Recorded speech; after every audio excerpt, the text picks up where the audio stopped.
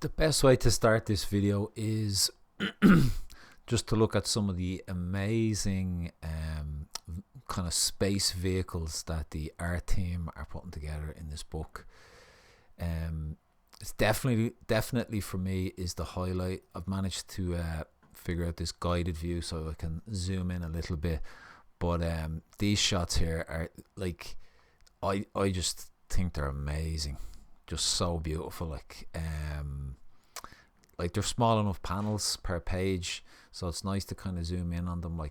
But it's just charting the time passing as these two opposing alien races are trying to cobble together a vessel so that they can escape and survive, essentially. Like, look at that. I love the perspective on there, the two of them working away, and just like all that tech, it looks so rough and gestural, but it just looks beautiful. It looks absolutely beautiful.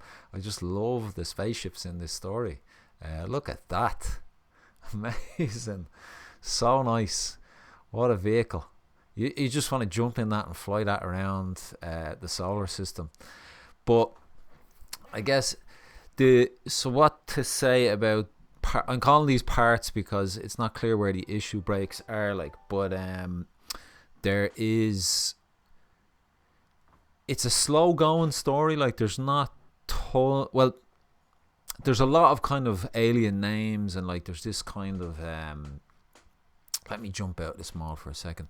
There's like this thing called the Sacred Ring, and to me it's not quite clear what it is. I was just having a look again there, and I'm starting to guess that it's actually like because I remember that game Halo.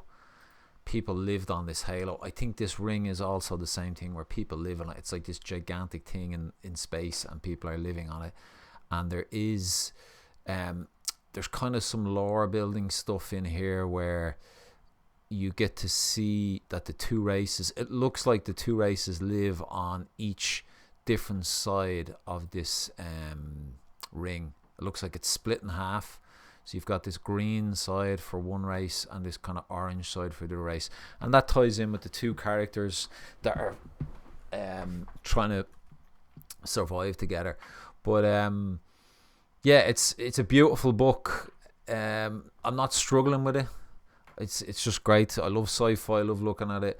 The story is okay, I guess, for the moment. Like, what there is a flashback where one of the aliens is kind of, you see that his father doesn't really approve of him, even though he's like got a perfect kind of record. He's like a pilot and stuff like that, and the father's literally like, don't come back unless you keep your perfect record, kind of thing. Like, so I do think with sci-fi you need these kind of human relatable elements just to kind of keep people in, because if there's too much like tech and you know, just referring to aliens and all this type of crack, like it can kind of become a bit I guess boring, maybe, or not boring, you just kind of breeze over it, like but like it, you know, it hints that these two races are kind of supposed to be together, and you know, something is coming, and you know, they have to join forces and stuff like that. Like, but it's still, for me, it like some of the art looks a little bit rushed compared to the first issue.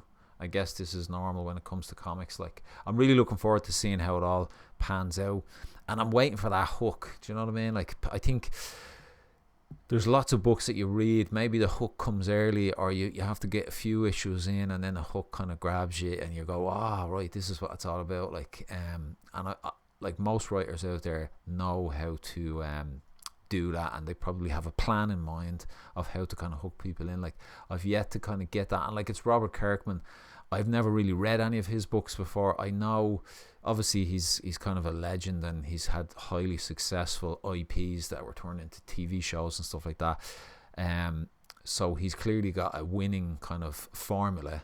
So I'm waiting to see if I can kind of hook onto it, or see what it's all about. Essentially, this part ends where they do get off the planet, and they kind of get pulled into this asteroid that's kind of half tech, half rock, you know, and they're inside of it, and then they come across this big kind of alien I'm not wild about the look of that alien. I don't know, like there could be better shots in the next part, like, but it's kind of an unusual looking dude. I don't know if he ties in with the Transformer lore, or is he a made up creature for this? Who knows? Like, but still, the artwork has got me.